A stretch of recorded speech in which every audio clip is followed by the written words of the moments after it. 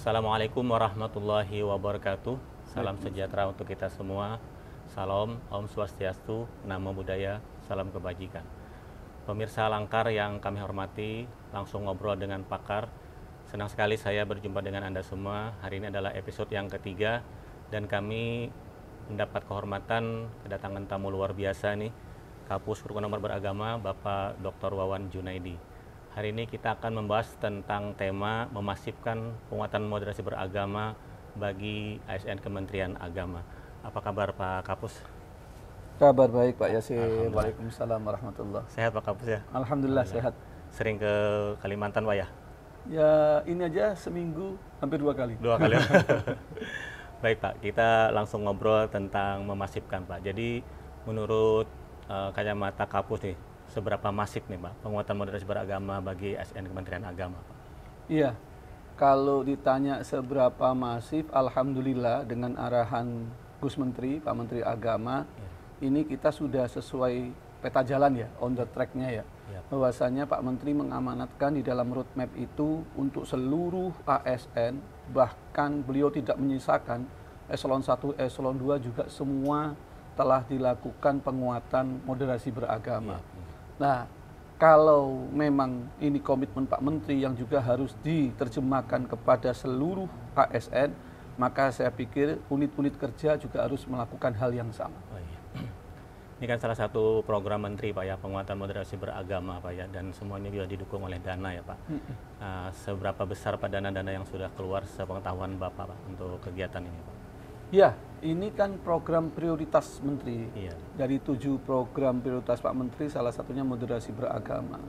Bukan hanya itu, program ini juga dipantau langsung oleh Komisi 8. Oleh karena itu, seluruh unit kerja eselon 1 itu oleh Pak Menteri dimandatkan untuk menganggarkan ya.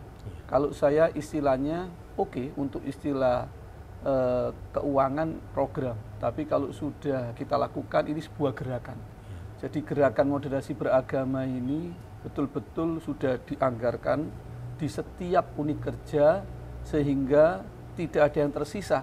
Apakah itu penyuluh kita, guru kita, ASN yang di kantor, itu semuanya diharapkan betul-betul memahami konsep moderasi beragama. Jadi anggarannya cukup banyak besar, ya? Dan makanya kita harus serius dan mempertanggungjawabkan dampaknya supaya bisa kita rasakan bersama. Oke, Pak Kapus, beberapa daerah kan sudah didatangi Kapus nih. Seberapa besar animo Pak, antusiasme peserta ketika ikut orientasi, lokakarya maupun sosialisasi itu Pak? Iya, setelah saya berkunjung di beberapa daerah di Indonesia ini, alhamdulillah bahkan sebagian daerah sudah masuk ke roadmap tahun 2023, itu melibatkan stakeholder eksternal dari kementerian lain. Mereka sangat luar biasa, tertarik betul dengan apa yang digagas oleh Kementerian Agama, moderasi beragama ini, karena kan bukan hanya untuk merawat cara beragama kita, tapi sebetulnya inilah yang dicita-citakan untuk merawat rumah kita bersama Indonesia. Jadi mereka itu sangat antusias, bahkan bukan hanya dari kalangan ASN KL ya, atau dinas, tapi juga para tokoh itu sangat mendukung betul. Mereka sepakat bahwasannya memang kita harus mengingatkan terus cara beragama kita supaya tetap on the track sesuai dengan yang digariskan oleh kalau Islam ya Rasulullah, kalau agama yang lain sesuai dengan ajaran dan nabi-nabinya semacam itu. Alhamdulillah Pak ya, alhamdulillah kelihatan sudah ya Pak. Iya. Terus dari kegiatan-kegiatan ini Pak, kira-kira untuk ke depannya itu Pak, mungkin apakah bisa diperpanjang lagi atau diperbanyak lagi Pak kegiatan ini Pak? Iya, tentu kita tidak boleh terjebak ya hanya melakukan training-training semacam ini. Justru dari training ini yang perlu ditajamkan itu ketika di sesi akhir. Di sesi akhir training kita ini atau orientasi kita ini kan selalu ada RTL, rencana tindak lanjut. Lah, saya berharap seluruh instruktur, seluruh fasilitator itu bisa mempertajam rencana tindak lanjut yang ini betul-betul nanti bergerak di lapangan. Jadi ini kan kita menggeser paradigma.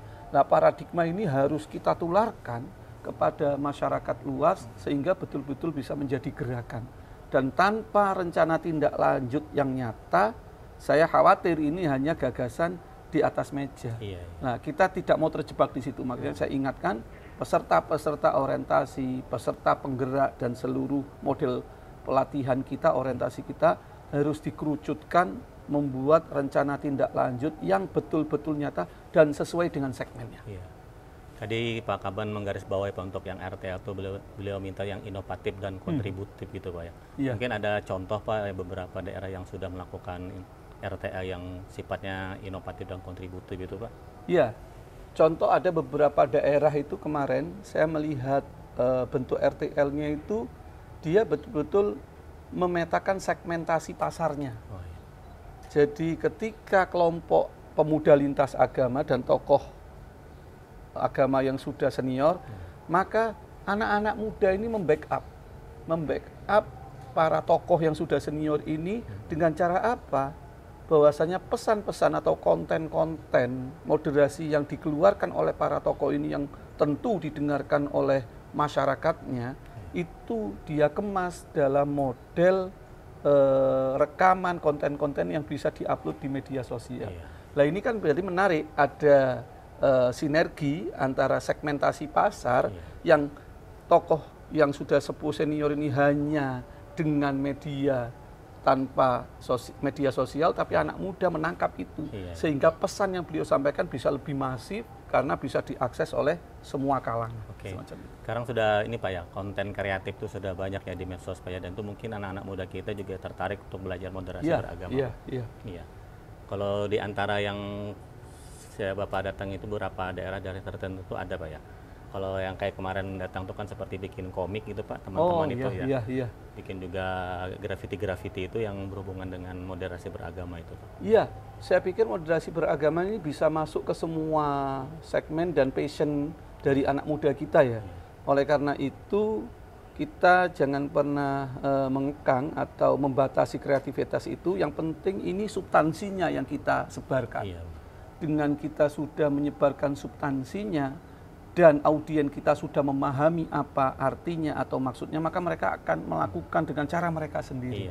Nah, yang perlu kita kuatkan memang ini, kita sekarang samakan persepsinya dulu, sehingga ketika persepsinya sudah sama, maka kita bisa melakukan gerakan secara bersama-sama. Di materi Bapak kan di sketsa itu ada 35 juta Pak anak milenial ini. Nah, bagaimana tuh caranya Pak mengembangkan mereka agar tertarik? Ya, sebetulnya kalau anak-anak muda sekarang itu saya pikir tinggal di-trigger saja. Anak muda sekarang nggak perlu pelatihan pembuatan konten video. Mereka itu sudah nggak usah dilatih, lebih canggih sudah gitu. Dunia mereka, Pak. Sudah lebih dulu dunia mereka. Jadi yang perlu kita lakukan sebetulnya bagaimana pemerintah ini bisa memberikan stimulus, umpamanya festival video moderasi beragama. Kita buatkan aja ajang untuk mereka berkreasi itu. Kita fasilitasi itu sehingga muncul ide-ide yang luar biasa dari anak muda kita itu. Kalau dari perspektif kampus nih, peluang dan tantangan untuk penguatan ini apa aja Pak? Iya, peluang untuk moderasi beragama kita punya opportunity yang luar biasa ya. Jadi secara naluriah warga negara ini kan sudah menyadari kebinekaan identitas mereka. Jadi kita ini sudah terbiasa sebetulnya hidup berbineka di Indonesia ini. Ini adalah peluang luar biasa dan kita tahu bahwasanya komunitas anak muda itu sudah berbaur tanpa sekat agama, tanpa sekat suku dan ras. Jadi itu modal besar bahwasanya anak muda kita dan warga masyarakat kita pada umumnya itu sudah merasa kita ini bineka. Nah, tantangannya tentu dengan dunia media sosial sekarang, kita nggak bisa membatasi diri dengan informasi-informasi yang datangnya dari berbagai arah. Semua orang bisa mengakses, termasuk konten-konten yang menebarkan kebencian, konten-konten yang mengajak untuk kita tidak berbineka lagi, mengajak kita eksklusif, menciptakan komunitas-komunitas kecil. Ini tantangan kita. Tentu apa informasi yang banjir ini tidak menutup kemungkinan mempengaruhi cara pandang. Nah, inilah yang kita antisipasi bersama, kita mitigasi bersama supaya dengan peluang ini kita kuatkan sehingga bisa membendung adanya tantangan yang ada di depan kita. Oke, Pak. Boleh Pak pesan terakhir Pak untuk ASN Kemenak Pak berkenaan dengan moderasi beragama ini Pak? Iya, pesan saya untuk ASN Kemenak, ingat Kementerian Agama ini kata Pak Menteri adalah kementerian semua agama. Jadi selaku ASN Kementerian Agama yang memiliki tugas layanan keagamaan dan pendidikan keagamaan, jangan pernah memberikan pelayanan yang diskriminatif. Jangan pernah memberikan layanan yang tidak memberikan kepuasan kepada umat beragama. Jadi justru dengan pesan moderasi beragama ini kita membentuk jiwa-jiwa ASN Kementerian Agama yang total memberikan layanan, baik itu layanan keagamaan maupun pendidikan keagamaan kepada seluruh masyarakat Indonesia secara imparsial dan non-diskriminatif. Oke, pemirsa Langkar yang kami hormati, demikian ngobrol saya dengan Kapus Guru Nomor Beragama, Pak Dr. Wawan Junaidi. Terima kasih atas perhatiannya. Wassalamualaikum warahmatullahi wabarakatuh. Waalaikumsalam warahmatullahi wabarakatuh. Sama-sama Pak Yasir.